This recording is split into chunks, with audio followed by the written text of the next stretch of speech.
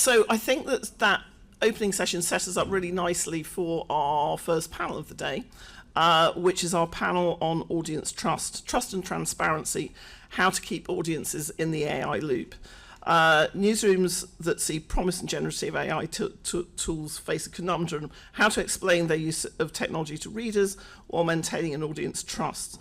Our panel of experts, of audience experts, I was going to say audience experts, they're actually professional, but I know what they mean, audience experts, discusses the pitfalls and best practices. Our moderator for this session, I'm delighted to say, is Alan Miller. Alan is the founder of the News Literacy Project, which is the leading provider of news literacy education in the country. He established NLP in 2008, so there are people in this room who've been dealing with these problems for some time, to give middle school and high school educators the tool to teach their students how to separate fact from fiction in the digital age. He also spent 21 years at the Los Angeles Times, where he received national reporting honours, including the Pulitzer Prize, in fact several Pulitzer Prizes, I think, from memory, the George Polk Award and the Goldsmiths Prize for investigative reporting. And with him is a brilliant panel of Julie Pace, Felix Simon and Chris Moran. Julie is the executive editor of the Associated Press, where she's worked since 2007 in various roles, including Washington bureau chief. Felix Simon is a communications researcher from the Reuters Institute for the Study of Journalism, where he's a fellow, and he will probably talk about some of the research that the centre has done, the institute has done into this area. And then my old colleague Chris Moran, who I'm delighted to have here, who's the head of editorial innovation and former audience editor at The Guardian. So if you'd all like to come up, I will hand over to you, Alan. Thank you very much.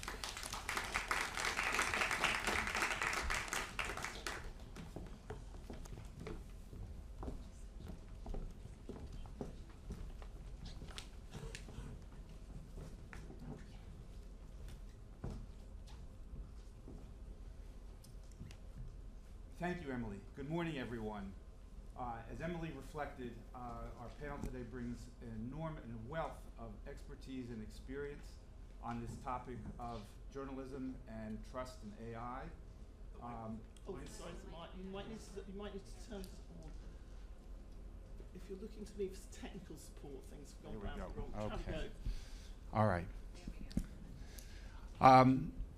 This challenge reflects important issues regarding journalistic standards, practices, and ethics, transparency and accountability, and engagement within newsrooms and with audiences. It comes at a time when there is historic low in trust in journalism and other public institutions, and widespread concern and limited knowledge among the public about the use of AI and journalism. Our topic is particularly timely as we are just over 1 month before a hotly contested, high-stakes election in the US, already awash in conspiracy theories, viral rumors, and disinformation spread by bad actors, partisans of all stripes, and foreign adversaries, and amid considerable concern that in the closing months of the campaign, we could see AI-generated content spread misinformation at greater speeds and greater scale. With that, let's dive right in. Felix, let me start with you. In light of your extensive research on this topic, in general, how do you think news organizations are doing in integrating AI without eroding public trust? Does that work? Amazing. Yeah, thanks so much for having me. I mean, it's a broad question. It really depends on the kind of country you're looking at. I think the classic social science answer would be to say it depends. Most news organizations, at least the ones I've talked to and researched, they've been fairly cautious. I mean, save your usual suspects, take CNET, take Sports Illustrated, which we heard earlier. A lot of organizations have been really sort of not slow, but very cautious and deliberate in their approach to AI, both in using it, implementing it, but also the way they try to make sure to use it responsibly. But in many ways, I think it's also important to say that the mission and the broader outlook of the outlet is much more important in the effect that AI is then going to have than necessarily the technology itself. I mean, ignore for a second things like bias and errors within foundation models that sort of can come out. If you are a news organization which is mostly profit-oriented and doesn't necessarily care a lot about journalistic standards, then this is going to be amplified in many ways by the use of AI. If you are, for instance, a public service organization with very high journalistic standards, then in many ways the way AI is going to sort of affect your content is being driven by that. And I think that's always important to remember. Julie, the AP was one of the first news organizations to leverage artificial intelligence and automation to bolster your core news coverage, and you've been doing this now for a decade. You have a detailed set of guiding principles on your site. Talk a little bit about those principles and how you use them. Sure, absolutely. So you're right. We've been using automation at AP for about a decade, and we've been constantly looking for ways to bring, honestly, more automation into our newsroom because we see the value of it. We see the opportunity to free our journalists to do the kinds of things that really only they can do. And if we can do things like automating sports scores and stock tables and give them the ability to do source reporting and investigative work, we absolutely want to create that space. And so it's that same approach and same philosophy that we're taking to some of the conversations around generative AI. At the same time, we recognize that just based on the power and capabilities of some of the new AI tools, we have to be more stringent than ever around our standards that govern the use of those tools within our newsroom.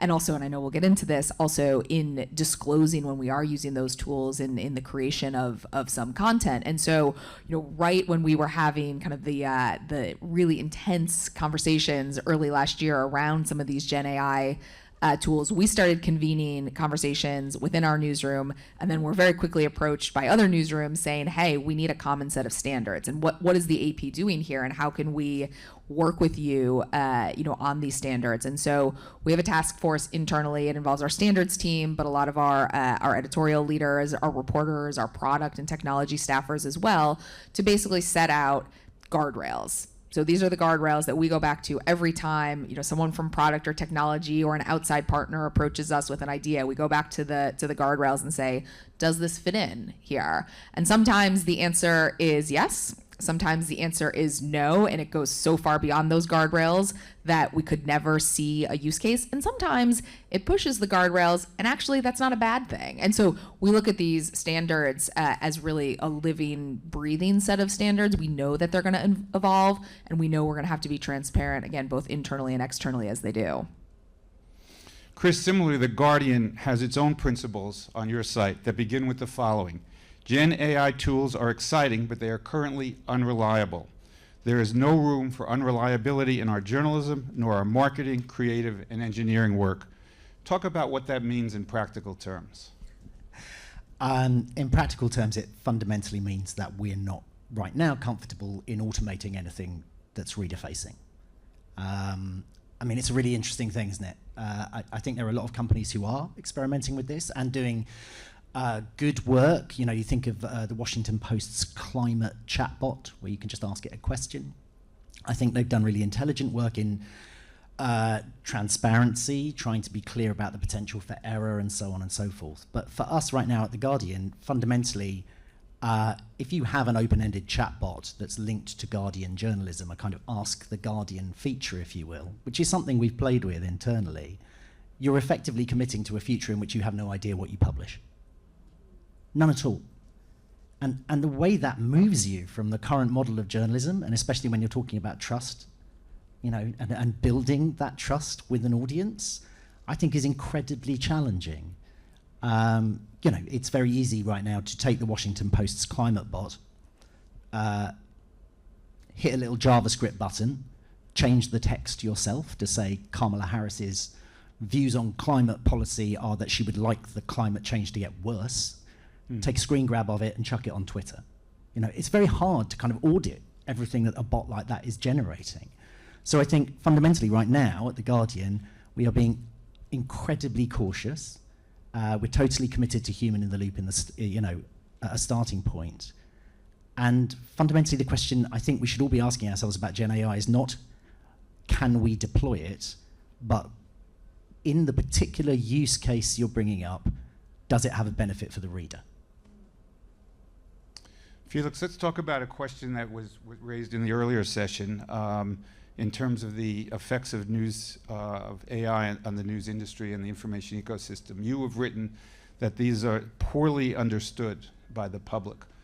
What does the research show in terms of public awareness and concern on these issues? I mean, there's lots of difference of points one could talk about in this context, but in many ways, we've surveyed people at the Reuters Institute in 6 countries on this early this year. And what we sort of found is that mostly at this stage, the public primarily thinks that the use of AI in news production will help publishers, but mostly by cutting costs. A lot of them identify few, if any, ways in which they expect it to help them in their sort of life as news readers, news consumers. And they also expect several key areas where they sort of think that AI will be worse, which is not necessarily a hopeful sign. We also found that lots of people are generally uncomfortable for news to be created mostly using AI.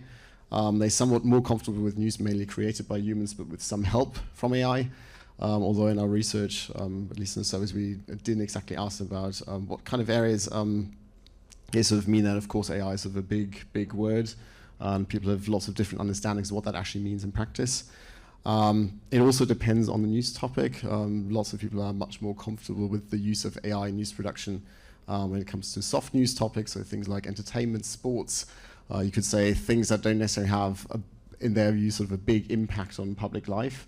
But it's a quite different thing if you ask them about their views on AI being used for, say, political news, where a lot of people actually do think that this is something where journalists and news organizations have to be a lot more careful.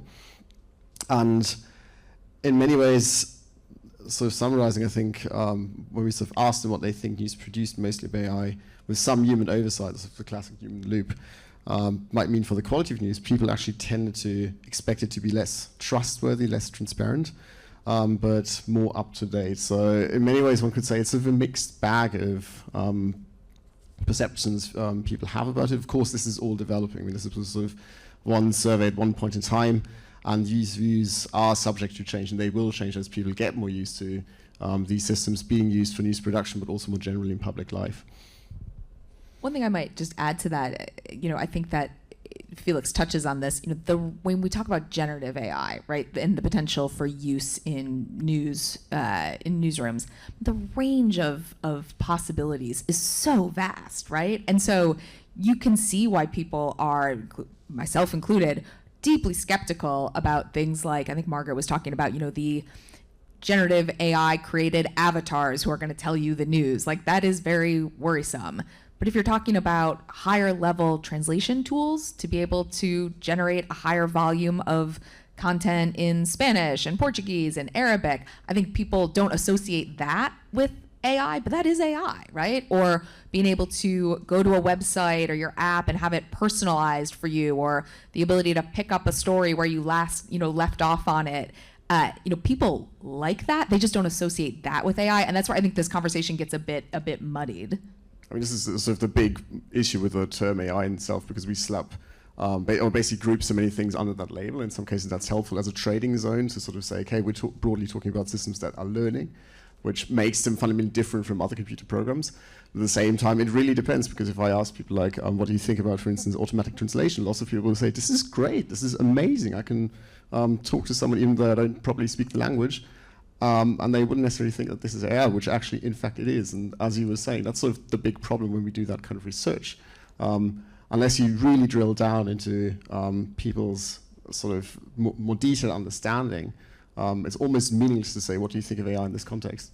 Yeah, I keep coming back to use case. I mean, again, I hope I didn't sound too kind of anti it all. I'm very excited by the technology, but everything comes back to the way we frame it around our journalism.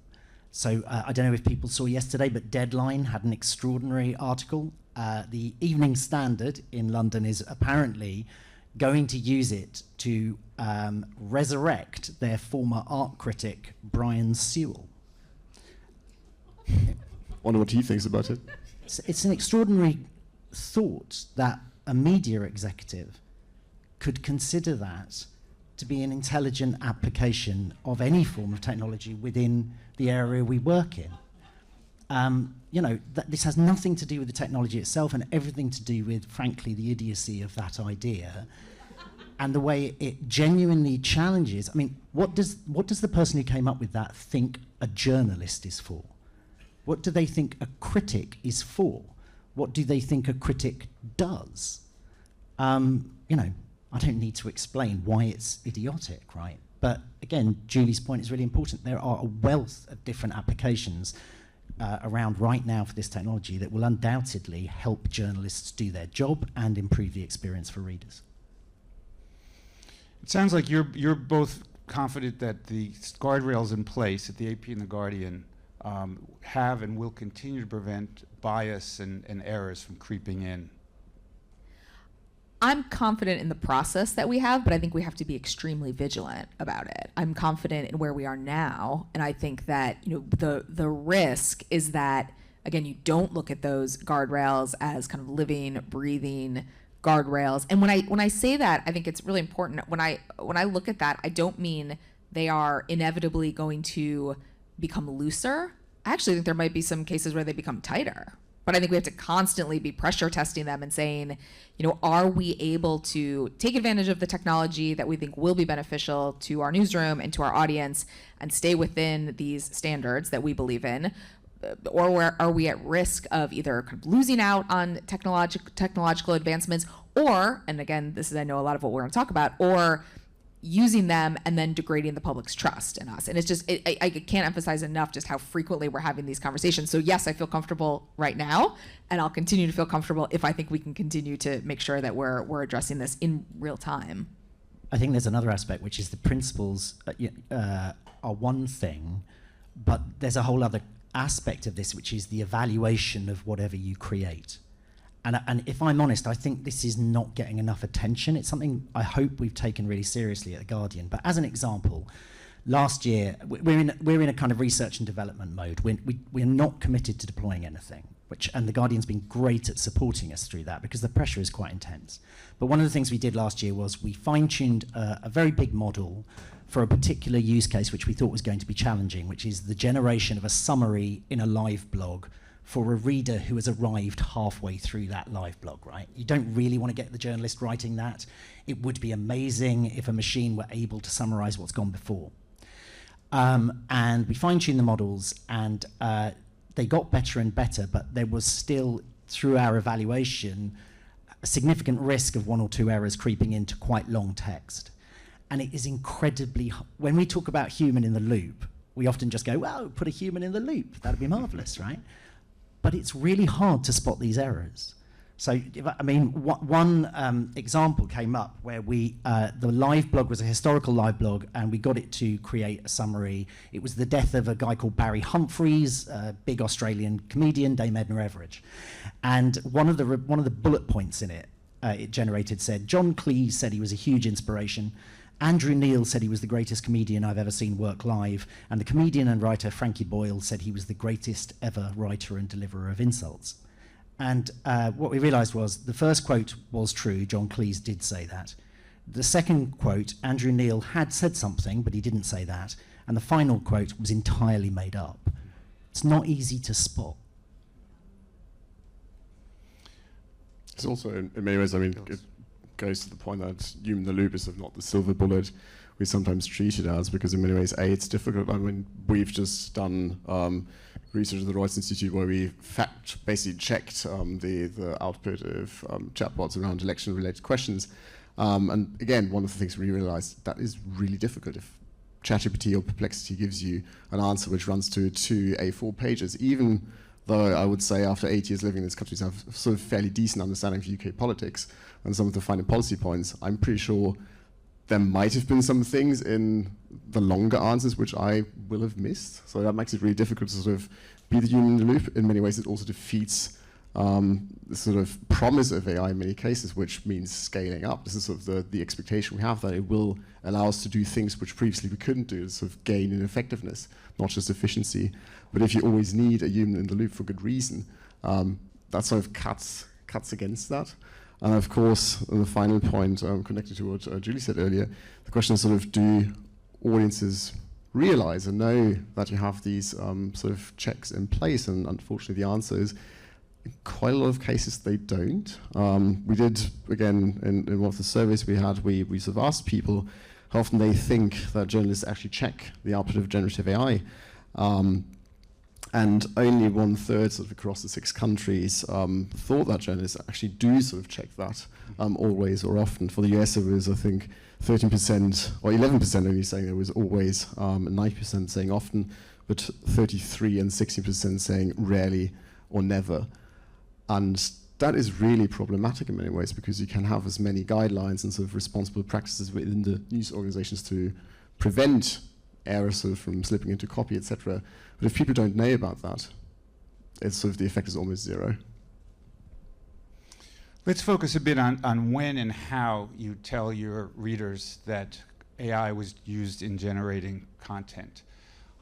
Transparency is always ideal, but as we talked a little bit last week, it's not always clear under what circumstances you should disclose. So we'll start with Julie and go to Chris about how you approach this issue. Sure. So going back to what we were talking about earlier about how we've been using automation within the newsroom for about a decade, when we started doing that, we put disclosures on the bottom of the stories that still are there today. So if there's a story about an earnings report that was generated through automation, we will disclose that. And we're taking that same approach as we start this kind of slow journey to incorporating generative AI tools into our newsroom.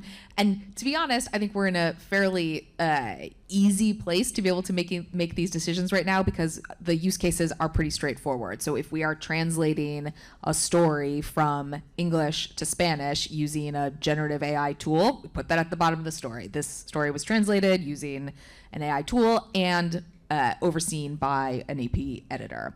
That's pretty straightforward. When you start getting into some of these other discussions around, if you use the live blog example, right, as one, because we've been looking at things like that as well. Okay, do we need to disclose at the bottom of a live blog that summary was produced by generative AI? Maybe, okay. If it's that the personalization of the site that you're looking at was curated using generative AI, do you have to do that? Know? Like, at what point in the chain is the generative AI usage relevant to the audience? And I think that's a really complex question.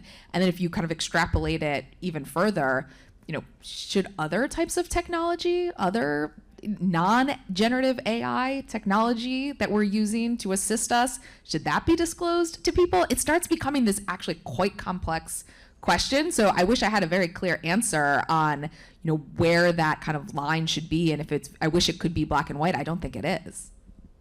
Yeah, I totally agree with all of that. I think increasingly as well, I think intelligent newsrooms are seeing generative AI, LLMs in particular, as one more tool to add to the other well-established, more deterministic machine learning and data science tools, which, as Julie says, many of us have been using for a long time in the past.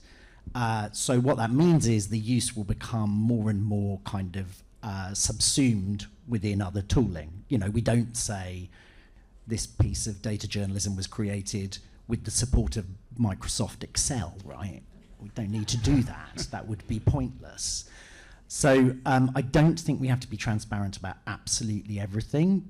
I think in the Guardian's case, obviously if we're generating any copy that is reader-facing, which needs, at this point, sign-off from a senior editor and a good reason to do it, we would be very clear about that. But yeah, if you're talking about something, for example, a style guide in the background that helps sub-editors with fuzzier style guide issues, I think it's crazy to do that. I think the other thing is some of these are really complicated, especially around data journalism, which is often, I think, right now, one of the most obvious and beneficial applications of this technology. The methodology of using these things is really complex. So how do you communicate that to your readers and make them comfortable? It's quite difficult, I think. Do you think there may be, Felix, I'll let you jump in. I was going to ask you if you think there may be another way of communicating other than labeling? So I think, I don't know, let's say you bring in something like a headline suggestion tool. I suspect the best way of doing that is by transparently announcing that through your various kind of PR platforms with a clear article which describes exactly how it works to the best of your ability, rather than having on every single headline a little asterisk saying this may have been generated with the help of. So I think tooling stuff like that that's significant, you probably want to go down that route. But yeah, littering the article page with lots of little footnotes, probably not that sensible, because the more you have, the more blind readers go to it as well, right? Felix? Yeah, I mean, one of the interesting things is that labeling is one of those areas where audience views and journalistic views on what should be labeled seem to align for once. I mean, that's not something we have very often, but in this case, we do find that, for instance, if you ask people, they sort of see less need for labeling on behind-the-scenes tasks. So the Excel example, lots of people probably wouldn't care if, say, a data journalism story was produced with the help of Excel or Stata or R, or what kind of weights you use in statistical analysis. But they do care about things like using AI to write the text for an article. In many ways, I think that sort of fairly neatly aligns with the way journalists and editors think about this. But in many ways, I think the sort of labeling discussion is an interesting one, and it's one I'm sort of keep on coming back to and thinking about, because it's again seen as sort of an easy solution. I think it is necessary, but in many ways, it's not going to get the people who distrust you in the first place to suddenly trust your content, because in many ways, trust in journalistic output and in outlets is, of course, driven by AI, now that it is there to some extent. But in many ways, it's lots of other factors. It's socialization, it's political identity, it's news habits that have a much bigger impact. And while labeling is and will be important for the audiences who already consume your news and trust you for various reasons, sort of to keep them and to sort of keep them happy, it's probably not the solution some people seem to hope it's going to be for people who don't have a lot of trust in news sort of historically. When there's also a way to build trust through engagement of the audience in the development process, in addressing their concerns and seeking their feedback. Yeah, I think that has to be part of this, right? And I think that gets to a much bigger kind of discussion around audience engagement and trust that extends beyond AI. I mean, I think that we, have to be honest in, media, that we haven't always been great at really listening to the audience, right? And really understanding what their concerns are and why they're skeptical. I think there's been a little bit of a kind of like, we're here, trust us mentality. And so I think, if we can kind of push that aside, push that down and say, okay, around our development of AI, around our use of AI, like, we want to engage with you on this. I think it will be beneficial there, but I hope it would be beneficial broadly. I mean, there are so many, I think about this all the time, like, we are competing for people's attention with so many other data points. And one of the kind of brilliant aspects of things like, TikTok, right? And kind of this creator ecosystem is that people feel like they're being spoken to directly, right? They feel like people are engaging with them directly. And then over here is sitting like big bad legacy media just telling us how it has to be, right? And I think, we have to just reframe the conversation with the audience, whether it's about generative AI or, again, sort of anything else that we're doing right now. Yeah, I think there's an enormous amount of care needed around, as well as things like UX research and the questions you pose to your readers. So, for example, if I say, hey, you're a Guardian reader, would you love it if you came to a Guardian article and actually it, automatically adapted itself so that it is shorter to fit in with your schedule? Or, most readers would be like, yeah, that sounds amazing. But really the question is, would you like that feature if you knew that 9 times out of 10, one time out of 10, it might be wrong? That is more important to ask them. And I think that bit is often getting missed. It's one of the reasons I actually like Apple's approach with their latest OS. I think they have ruthlessly focused on the fact that user need is also rooted in whether or not the thing can be relied upon. And I think that's quite unique at the moment in this space. I also think, more generally, the idea that you should offer readers a feedback loop as much as possible is crucial. And actually, I would say the Washington Post's climate bot is really good at that. And I think it's really interesting what they've done in that space to try and make it as safe and feedback heavy as possible. Yeah, I mean, two broader points on this. I think, for one of the big problems is also methodological on that front. I mean, there's a big difference between asking people and then actually observing what they do. Economists sort of call that the difference between stated and revealed preferences. People might tell you one thing, but actually if you then see them or observe them using something, you might get a quite different answer. And I think in many ways we'll probably see that with AI as well, where people, if you ask them and prompt them to think about AI in a certain context, they will probably give you usually a slightly more negative view on this, but if they actually use it in practice, the answer might be quite different. So this is me speculating to some extent because we don't have a lot of studies doing this because it's quite hard to pull off. But I think that's also worth bearing in mind in many ways. I forgot my second point, unfortunately. We'll come back to you if you recall. I want to extend the public piece into the realm of education. So, Julie, there's a statement on the AP site that is near and dear to my heart, talking about the no doubt increasing use of AI going forward, which states that news literacy skills and knowledge, like checking your emotions before you share content, consulting multiple sources, or doing a quick reverse image search, will be more vital than ever. Yeah, it is near and dear to my heart as well. And this is sort of literacy within our own newsroom, but then also very much focused on public news literacy. And I think that we as news organizations need to be having this conversation in a very loud and public way, because we can put guardrails in place within our newsrooms. We can feel confident in the work that we're doing, but we are one piece of this overall information ecosystem. And if we're not helping the public understand how to assess what they're seeing, right? How to check, if something is accurate, how to look for multiple sources, then we're always going to be behind here. We're always going to be behind. And I think that this is part of our responsibility to help people understand the difference between news and not news, and authentic content and generated content. And I think that there's just frankly a public responsibility aspect to this. I'm always in search of ideas and insights into how we can help develop that more, because I think that we can talk about it a lot, but the public does have to take some responsibility if we want to have an ecosystem where high quality information is traveling faster than the misinformation. And I think frankly we're not always in that place right now. Yeah, it's a really tough one. I mean, I guess my view would be, I think we need to sort out education in our own newsrooms first, and as a starting point, which is complicated enough. I don't think we've done a brilliant job at The Guardian yet. I think we're trying, and hopefully we'll improve. But I think fundamentally, there's a lot of journalists right now who don't really understand the technology, haven't played with it enough to understand whether it can help them, and also haven't played with it enough to understand what the upsides and downsides are. So for me in the next year, I think that's a really, really major focus. Even with the best of intentions, the technology is now developing so quickly. How do you keep up with it in terms of your internal guidelines and public-facing communication? Write your principles to be as general as possible. Is the best answer.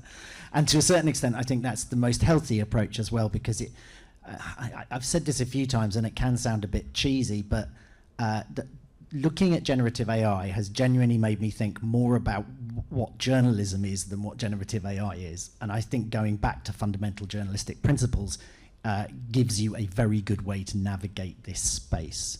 So don't be too specific. Play with the technology as much as you possibly can at all times. Throw things at it in a safe environment to see whether it's capable of those things. Sam Altman is not worrying or thinking about the implications for journalism of this technology. We will have to do that. So fundamentally, we have to push the edges of it, test it, play with it, and really understand what it can do.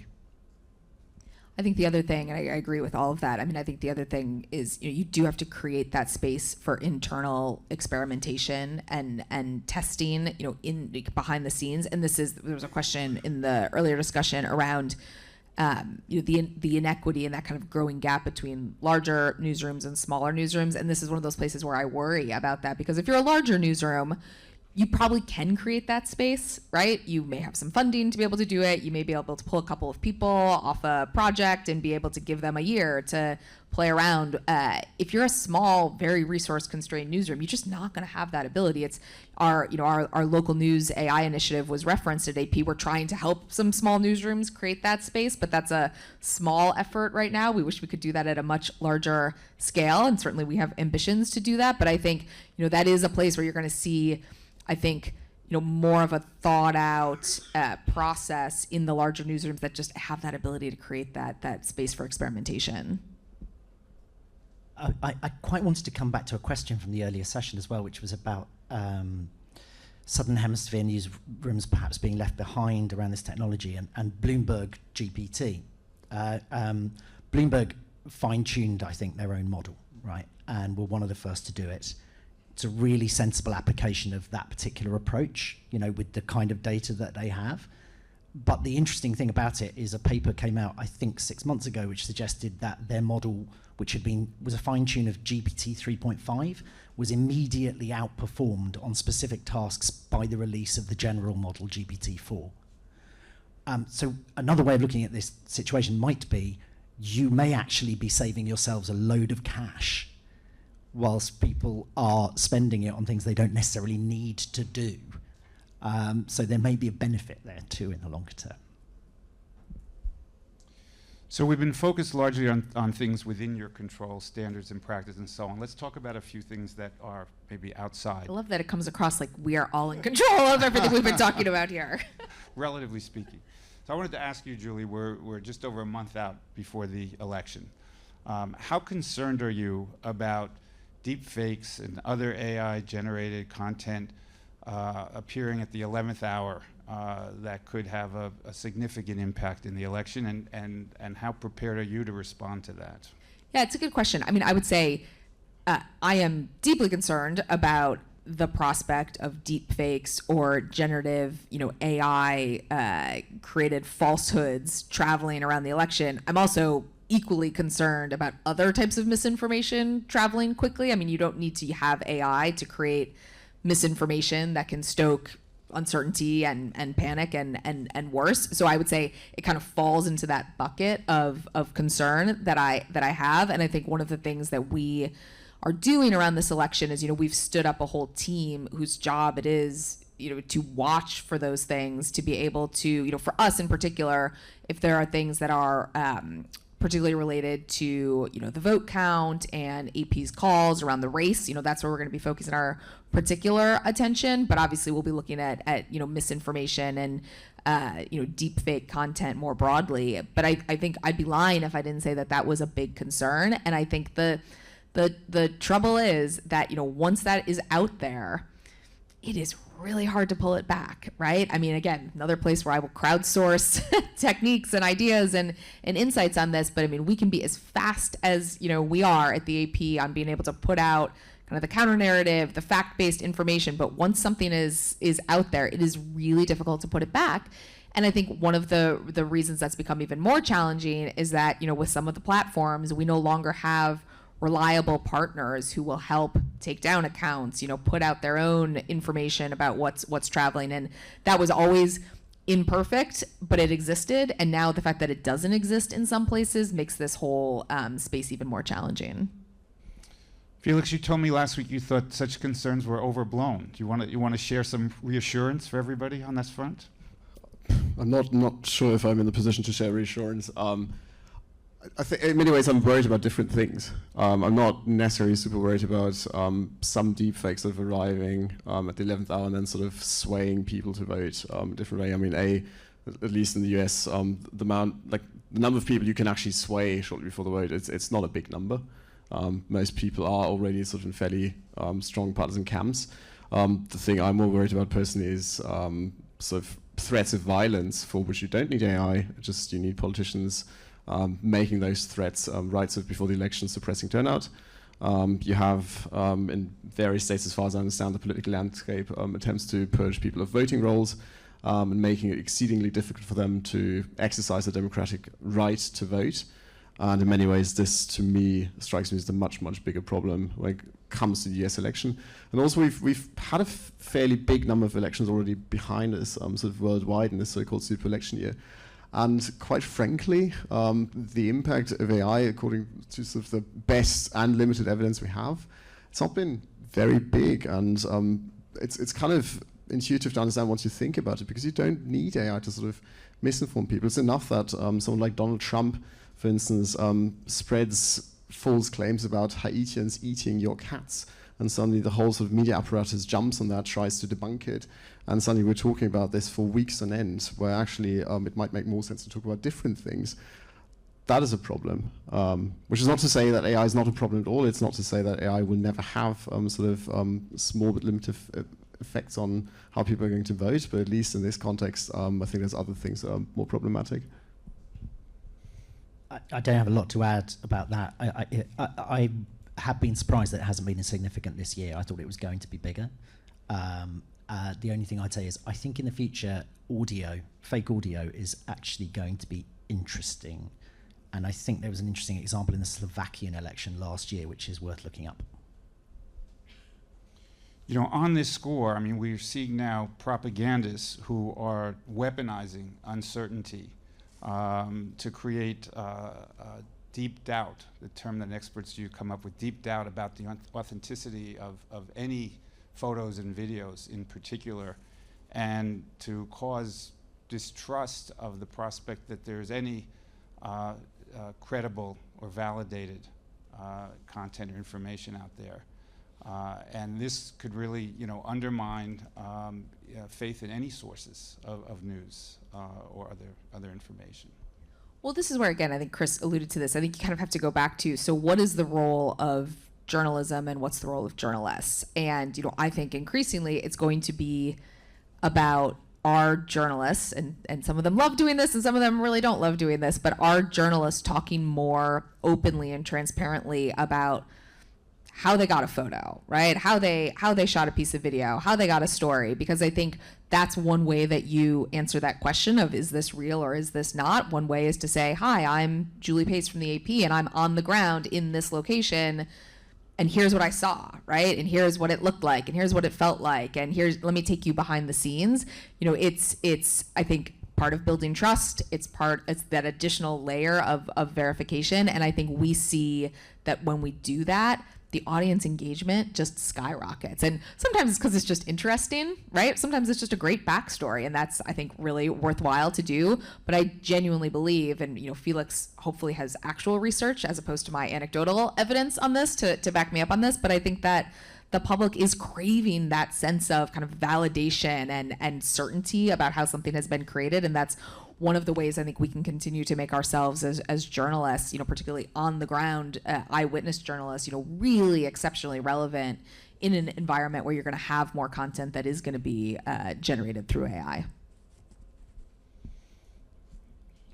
I fully agree with that. I mean, I think one of the most interesting things that's happened in the last couple of years, which I think is useful in this respect, is the New York Times' new bylines.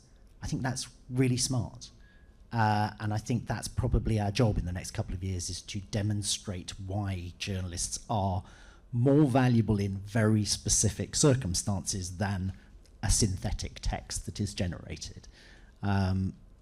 It's got to keep coming back to why we're worth listening to. Yes, I'll just add that this was one of the incentives when I founded the News Literacy Project 16 years ago, was to educate students on understanding what the difference is between standards-based, fact-based journalism and everything else that's out there, so they would seek it out and consume it. Yeah, if we're very lucky, I think Margaret mentioned this as well, there may be a future in which this is very good for journalism, right? That may be the future which defines exactly why we matter. I won't dwell on the other possibilities, which may be worse. I think it's in many ways is also still a big untested assumption, this sort of, will people stop believing anything? I mean, it's one of the big worries. Lots of people have opined about this in op-eds and academic articles. I mean, my field is not immune from this. but so far we don't have any hard evidence that it has materially changed the way people trust existing sources. And in many ways, again, coming back to what I said earlier, sort of the reason why we trust certain things and don't trust other things is sort of driven by lots of other factors, not just AI. And I may be wrong about this. I mean, maybe I will sit here next year and we'll have to say, well, what I said today was absolute bullshit, and the data proves me wrong. But at the moment, it's sort of, at least from the anecdotal evidence we have, I personally have not seen a sort of big shift in trust in existing things. People might say that, but then still read the news sources they've always been reading and keep on sort of trusting that. So it's sort of one of the things where I'm like, we don't know yet, and we probably need a bit more time to understand it better.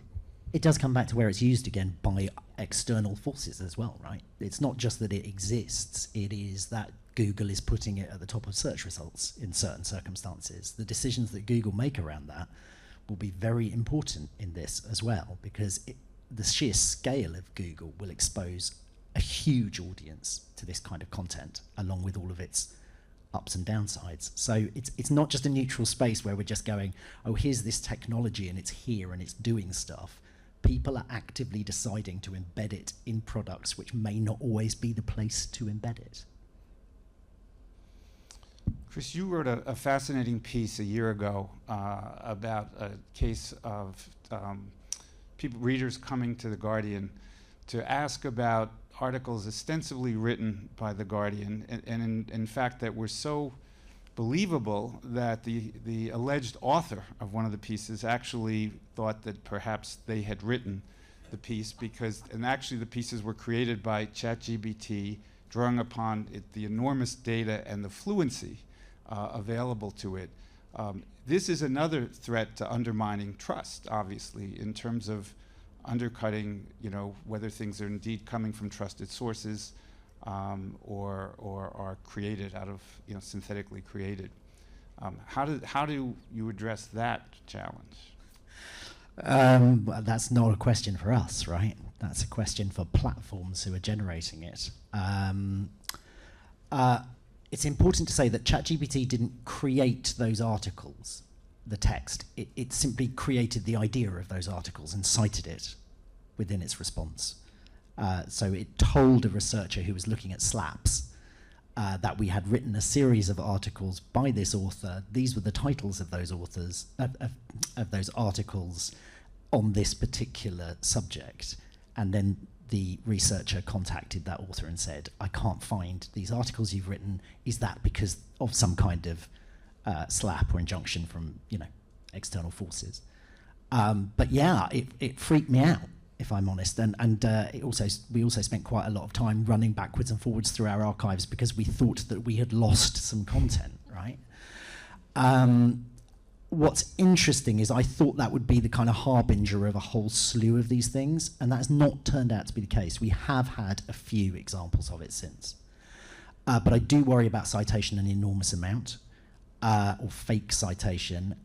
I think things are getting better. If you've used the tool called Notebook LM, which Google rolled out publicly a few days ago, that is getting pretty good at citing from, say, PDFs. But I do still worry about ChatGPT, and particularly Google in search at scale, potentially misrepresenting what The Guardian has written. And we have no oversight, no ability to see whether it's done that for a particular reader, and no way of judging whether the reader is able to spot it. So we're going to open the floor to your questions. Raise your hand and Mike will find you. Please say who you are. I do want to invert Margaret's earlier direction, so we would like questions, not statements for the panel, and let us know which panelist or panelists you want to address your question to. Dick?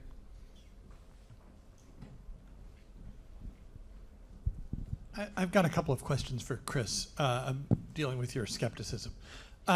30 years ago, more than 30 years ago, when I worked at the Dow Jones Newswires, they had a template for reporting corporate earnings reports. Yeah. Why, when now the corporate earnings report could simply be written by a machine pretty much flawlessly, would you be against doing that, which I take it you would be? Not necessarily. Okay. So I think that's a good example where the amount of data that you have the sheer number of potential articles you could write like that probably make it a worthwhile exercise for a certain kind of publisher, right? Okay. I think that's fine. I Let do me- think it's always worth questioning, should it be an article? Does Right. it bring any benefits? Some Sometimes the some data people is find good. text more easier to read Absolutely. than charts. But second question, going to your question about the deceased critic. Yeah. To take an American example, if you fed into an LLM every word that Roger Ebert ever wrote, and then said, now produce for the audience thoughts that that the machine thinks Roger Ebert might have about a current movie. Yeah. What's wrong with that? And if something is wrong with that, what's the difference between that and the cottage industry of people who write Sherlock Holmes stories 100 years after Conan Doyle died? I guess I don't know. The machine has not seen the thing it's reviewing. No. I understand it, but if you present it as, this is what a machine thinks Roger Ebert would say, if you loved Roger Ebert, you might enjoy it.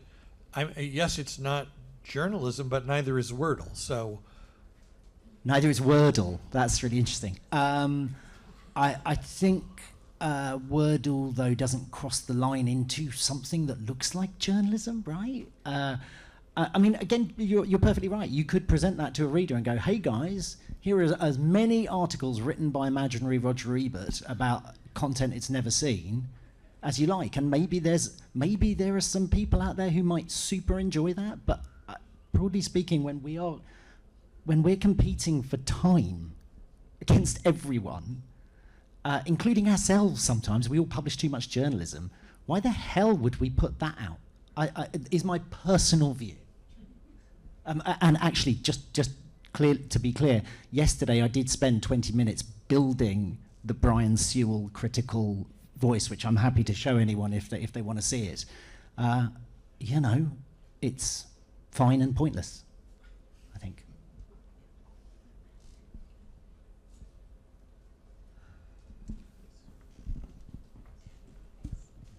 Hi, Sarah Stonbelly, Tau Center. Thanks for this conversation.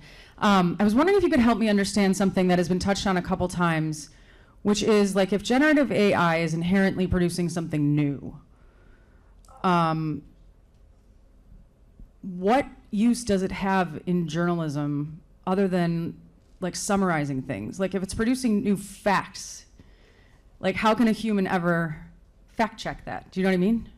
What do you mean by if it's producing new? Just expand on that a little bit. Well, if it's like producing what would new it? facts. What would it do? I mean, my understanding, and again, this might just be like my limited understanding, but like of generative AI, right, is that it's like very good for summarizing, millions of words or documents or whatever, producing graphics out of numbers and stuff like that. But like, what place does it have in producing new content in journalism? I mean, I can tell you from our perspective. That's other than summarizing. Yeah, from our perspective right now, I don't see it having a place, right? I mean, I think very actively that's something that we're not comfortable with. The limited use cases that we have, and I think most publishers right now, it is around summarization and translation and personalization and, prompts, but it's actively not about creating new facts. I think that's where the discussion gets very tricky. I mean, I'll tell you one product that we took a look at was a tool that could take live video and write text off the live video. So basically, I'm watching something and I will produce a fact-based story off of it. It wasn't bad. Like, it wasn't the most beautiful prose you've ever seen, but like, it wasn't bad in terms of facts. We weren't comfortable with that because that felt like a step too far. So I'm not saying it will never get to that case, but I don't see that as where we are right now. Again, I'm speaking for the AP in that capacity. I think the whole summarization thing is really interesting, right? And one of the reasons everyone's looking at it is because it is really good at that. It is really good at summarizing or transforming content, particularly when the content is well-structured journalism. Like, it really helps if you've got a really elegantly taken piece of journalism. And so a lot of people's focus has been on shorter versions because everybody is time poor, right? One of the things that provokes me to think about is, why the hell are we all writing so long? Right, maybe there is a more fundamental question for us to answer about audience need here. I think Margaret, again, earlier talking about the role of journalism in the future and being in depth. Part of the role of journalism in the future might be to more concisely bring together in-depth reporting, because readers don't have that much time. But if you're using a machine to outsource the responsibility for writing short, and you're writing up 5,000 words, and then somebody's getting a kind of chewed up version of that, that's just interesting to me. Again, it is brilliant at it. It's very, very good at taking an article and turning it into something radically different, even with a very simple prompt. Thank you. But then it has to have the thing that you're summarizing. You have to start with a piece of journalism.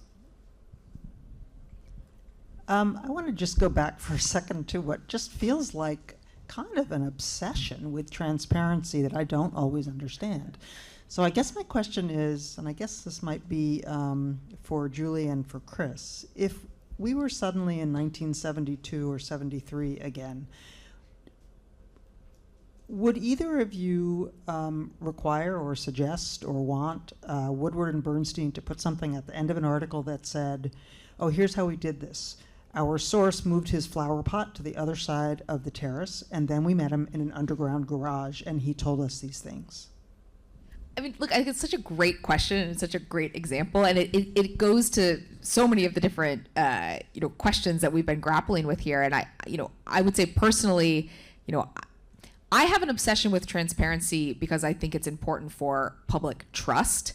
I don't think, though, that is an AI specific conversation, right? I mean, I think if there is information in how we gathered a story, how a story was potentially came to us, if there is a funding source, right? Increasingly, as we're dealing with philanthropies and partnerships, a funding source that we should disclose, or a piece of technology, AI or otherwise, that if we didn't disclose it would make people trust us less. That's the question that I want to grapple with here. And so there may be something in terms of how we got a source, how we got to a source. There may be something in terms of how we accessed a particular location that actually is directly relevant to building the public's trust and confidence in the kind of summary or the takeaway from our journalism. But again, I think that's so much bigger than AI, and it's I just can't emphasize enough. It is not black and white, right? It's not like if it falls on this side of the line, you disclose it, and if it falls on this side of the line, you don't. It's just a constant series of judgment calls. I mean, that's the only way I can kind of think about it. It's a constant series of judgment calls that we have to look at, whether, again, it's about source access, operational access, or technology use.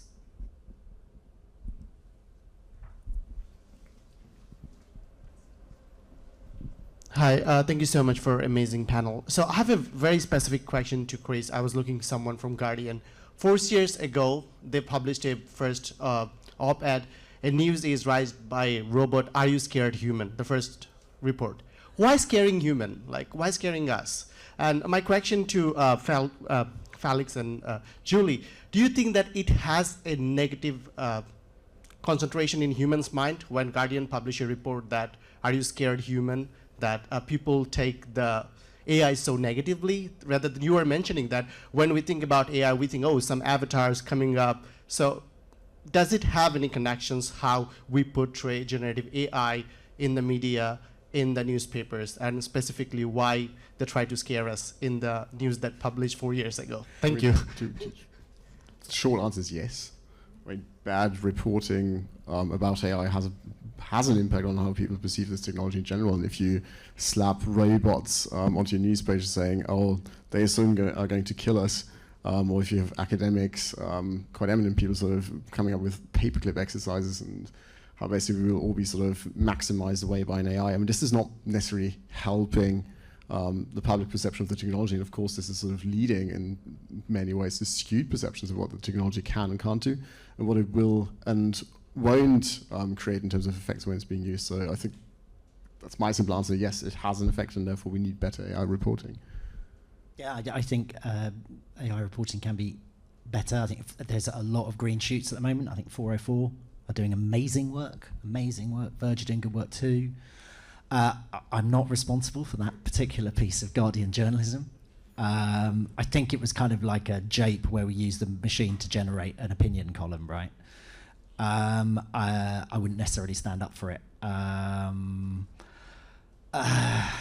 Yeah, I mean, it kind of comes back to internal newsroom education as well. I still think not enough of us right across the broad newsroom understand enough about this stuff and use it enough to get a sense of it. And that's important when you're responsible for commissioning stuff around it. So yeah, definitely could be better coverage. The less we talk about the technology in generic terms and the more we talk about the humans behind it and their intent and the corporations behind them and their intent and how they're using this technology and the choices they're making about where they deploy it, the better.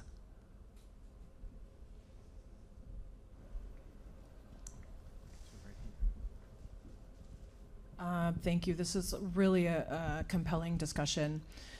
So as someone in the content production, content development space, and I'm also multi-hyphenate, so on the PR side, but also on the freelance side, really interested in engagement in terms of, I feel like I'm often in spaces that are curious about the masses, and we need each other. Media needs humans, humans need media. So I'm wondering, like, what does your data say that people feel? How often are you checking in with folks or saying, let's keep having this wild conversation about AI, and so that it's not something that one side has to manufacture and the other side has to be suspicious of? How often are you just like letting the real people dive in and say, well, this is total crap, or like, hey, this is totally genius, or hey, here's some tips? Just curious. Yeah, look, it's a good question, and again, another place where I think, you know, audience feedback is relevant, not just on this question of kind of AI usage and AI generated content. We may be a little bit unique at AP in this regard because our audience is so general, right? And the way that people interact with our content is through so many different places. So people interact with AP content through The Guardian, as one example. So Chris may be getting the feedback around AP content and I'm not getting it.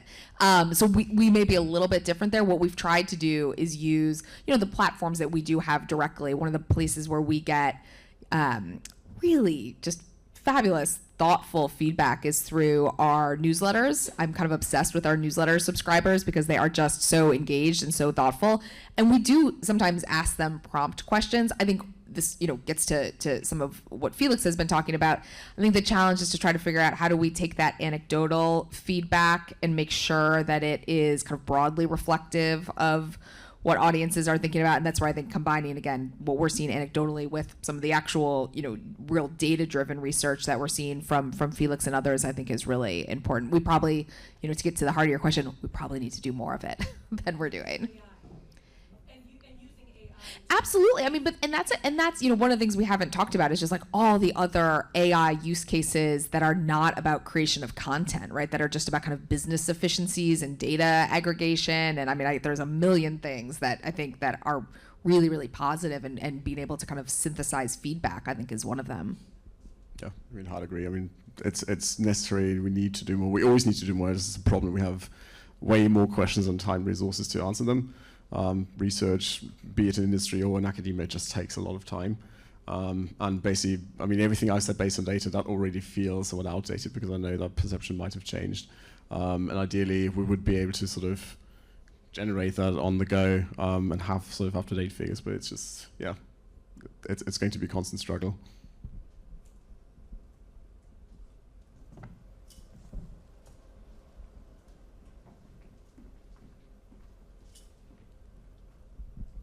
Hi, Arvind Nagabairava. I'm here as a student from the Data Science Institute. Julie, you mentioned that pages sometimes will be customized for users, and Chris, you said that you're not comfortable automating anything user-facing.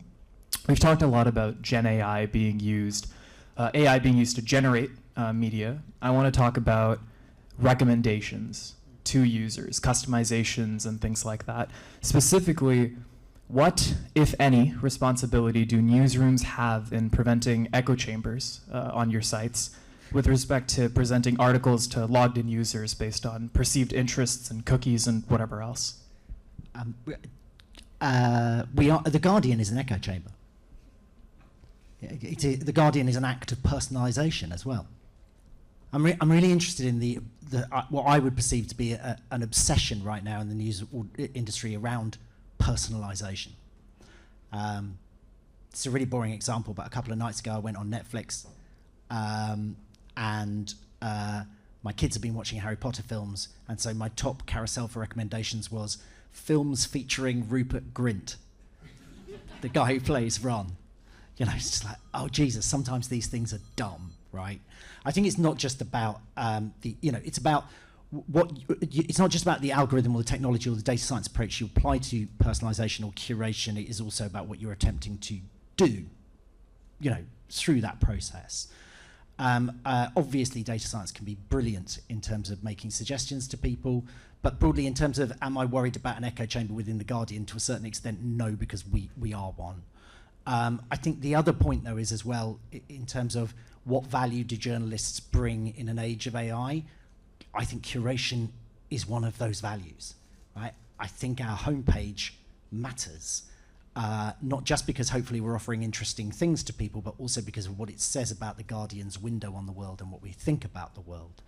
So I think it's absolutely an area of real, it's incredibly useful. I think you need to be really confident in the data you have on your users, and as an open journalism organisation, The Guardian has fewer signed-in users than, say, the New York Times, so you want to make sure you're not starting with crap data and getting a crap output. But we also try to think quite imaginatively about these. So one of the things I'm most proud of in the last year or so is we released this thing called Deeply Read, which is on our homepage next to most viewed. It's very simple. It's not complex data science, but it just shows what were the things that people engaged with for the longest compared to their length. And it's a very nice complement to most viewed because it's more varied, more interesting, and inevitably engages the reader for longer. So, yeah. And the only other thing I agree with all of that, the only other thing I might add here is I think that we have to be honest about what our responsibility is as news organizations and what it's not. I mean, it might even be a better question to ask some of the platforms, right? Because, I don't wake up every day thinking that the people that we're reaching are only getting their news from the AP. In fact, I don't think they should be, right? I mean, I think, again, this gets back to news literacy and it gets back to personal responsibility. You should be getting your news and information from a variety of perspectives. You should be getting it from a variety of outlets, so that if our site is feeding you recommended content and then you're going to go to The Guardian, you hopefully are getting a different set of content. Again, it maybe is a more relevant question for Google and search platforms and aggregators who are taking multiple outlets and aggregating that content and personalizing it for people. But I would hope that people are going to multiple different outlets to get their information. So I'll take another question here, then we'll go back across the other side of the room. Hi, Paolo Mastrolilli. I'm the US Bureau Chief for the Italian daily La Repubblica, J School of 95. This is a question for Julie about our craft. You may remember we used to cover the White House together, a G7 trip in Taormina, for example. And I confess, of course, I was reading your article and sometimes I was quoting you. I mean, Julie Page, the best reporter covering the White House, saying such and such. What are we supposed to do now with the material that you are producing with AI? Trust it, ignore it, or say according to the AI avatar by AP? Just to be clear, again, we are not producing content generated by AI other than the use cases that we've had for a decade, which are sports score, automation, stock tables, and the one thing we've introduced that's new is a higher volume of translated content. So I just want to be really clear. We are not producing White House coverage or campaign coverage or Middle East war coverage using AI. If we got to that point, any of us got to that point, I think that would be one of the questions that, we would want to ask is how would we expect other people to reference the AI? But that feels, to be honest, so far away. It feels so far away that I can't even kind of posit on what that might look like at this point. But it was nice covering the White House with you. Those were fun trips.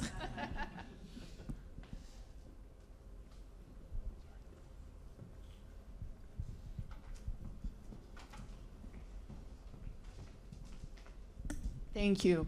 I want to go back to the point about how AI is being covered, because there's some evidence that there is an imbalance in who gets to talk about AI, and the imbalance is obviously quoting the tech bros who obviously have a conflict of interest. And I think where we land, when you look at the rest of the world and the fact that this conversation is so dominated by the English-speaking world, we have a serious equity question and a serious impact, you know, on what these technologies mean for the rest of the world when you have, you know, Kenya being the capital of content moderation in horrendous conditions. So there's a question here for me on how do we address that. The second question for me is looking at licensing deals that we see some big outlets signing with the OpenAIs of this world. And what does that mean in terms of holding them accountable? Because you've got a corporate end of the organization signing deals with the platforms, and then another end doing the journalism about the platform. So we're going increasingly in this sort of very complicated relationship with the platforms, and looking back at the relationship with social media, let's say 20 years ago, there's this obsession with how do we not repeat the same mistakes. So I'd love to hear from you on how you feel you can tackle that in your newsrooms. I'll take it. Let me answer the first one, and then I'll get to the second one. I mean, you make a great point on the first one, right? And actually, I'm not going to put her on the spot, but if you've got time, you should talk to Pia Sarkar, who's over here, who's one of our lead editors handling coverage of AI for AP. And you know, she can talk at great length and quite eloquently about the fact that we're taking a global approach to it, the fact that, you know, we don't want to cover this from the perspective of the tech bros, right? I mean, we want to have a lot of different perspectives, and that's literally Pia's job right now, is to make sure that we are doing that. So a shout out for Pia and a recommendation to talk with her throughout the day. On, you know, that potential conflict between having a business arrangement and then news coverage, you know, again, I can only speak for AP. There's a hard line between all of our business deals and our editorial teams. So I am not involved in, you know, I run the news department. I am not involved in any business relationships. I am not involved in contract negotiations. I'm not in the room on any of those discussions. I also think it's important to note, though, that that applies to any company that we have a business and financial relationship with. And so I think, and understandably so, I know there's a lot of attention around AI licensing deals, but, you know, as the AP, we have financial relationships, business relationships with, you know, a range of platforms, with a range of vendors and companies that are quite prominent. You know, Microsoft, right? Should we not have a relationship with Microsoft? Should we not have our email on Outlook? Many people have their email on Gmail, Google. Should we not have that? Like, how do we actually exist as a business if we don't have business relationships with vendors? The most important thing is, you know, kind of that just very basic old school church and state relationship. And I can tell you confidently, and Pia can back me up on this, I mean, we've covered OpenAI aggressively and will continue to do so, and there's no interference from the kind of business end of the AP to try to curtail that at all. And I'd agree with that, all of that. I mean, I think the answer to your question is partly in the question itself, right? And one of the things that I would like to see is those tech bros being held more to account for the kind of unbelievable bullshit they're able to get away with on a regular basis, right? I don't know if anyone's had the deep displeasure of reading Sam Altman's blog from a couple of days ago. I just can't get my head around the fact that this is the bloke who's also ushered in this kind of age. It's extraordinary, the lack of rigor, curiosity and interest in some of his stuff. So let's ask them really obvious questions. Okay, we're going to have time for 2 more questions. One right up here.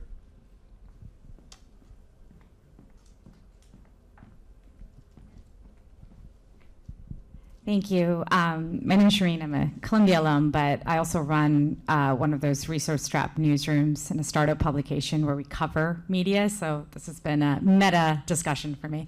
My background is in trade journalism, and I'm really interested in sort of the future of solutions journalism, particularly right now. So we know that most people right now are using Gen AI to ask how-to questions. How do I do something, et cetera.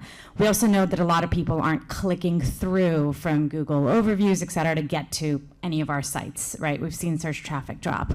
With those two things in mind, is there an editorial strategy change or a movement to think, okay, do we have a different news desk that has more solutions journalism, and what does that actually look like? It's such a great question. We were having a whole discussion at EP on Monday, I think it was, with some people from our newsroom and also some outside partners around solutions journalism focused on climate, because that's one of the places where you do see a lot of audience interest in it, and also I think it's just an undercovered area. So I think, yes, we are actively trying to think about how we incorporate solutions journalism into our coverage. It's a very intentional strategy. It's not so much built around the idea of how do we kind of get around some of the AI and some of what we're seeing happen on Google. It is, I think, just frankly because I think that's what people want. I mean, your point is very well taken. That's what people search for. How to? What about this? How do I? So we should make sure that there's a news story that helps answer that question, right? I mean, that's been a kind of just flippant frame for us to be able to say, if people are interested in the solution there, should we be providing the answer?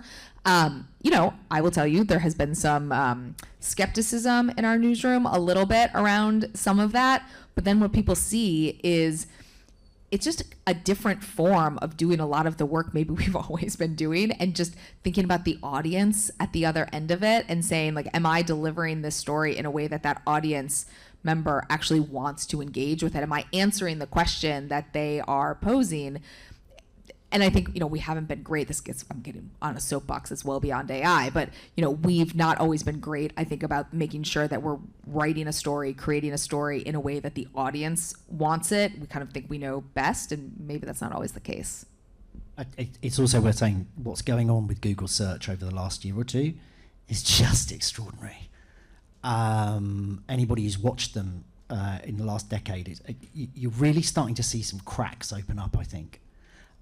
Just the combination of three things. One is something called the helpful content update, the general changes to the algorithm, mixed with a massive surge in visibility for Reddit, combined with AI overviews, makes for a really, really interesting and quite challenging environment for quite a lot of people right now, particularly around the kind of journalism you're talking about.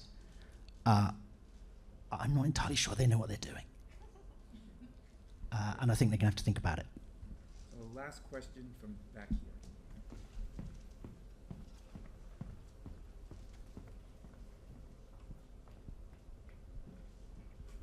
Thank you. There's been a lot of talk about news literacy. What is the actual data today on news literacy? How are people in this society, or I would assume perhaps Alan or Felix might have a feel for this, internationally, how are people actually receiving the news? And because this whole question of AI, the first thing that always comes out when I talk to people is the Orwellian aspects of this. But what is the actual data on how, from your perspective, news literacy today? So I'll take that first. Well, I can tell you from our experience as a leader in the field, we are working in middle schools and high schools in every state in the country. We do a lot of assessment of our resources, particularly our Checkology virtual classroom, and so we know where we're moving the dial in terms of what students learn, that they stop and pause to check things out before they share. They learn the standards of quality journalism, however imperfect they may be in practice, and how to apply them. They learn about the First Amendment, and they learn about the watchdog role of a free press, and they become much more mindful, more skeptical, informed consumers of not just news, but news and other content. One comment globally, Finland has integrated media literacy throughout all grade levels and all subject areas, And the data shows that the population there is the most media literate and knowledgeable about consuming news and other information of any country in the world. They are the model. We are very far behind. We only have a handful of states that even have a standard to teach this critical thinking skill, and we're trying to change that.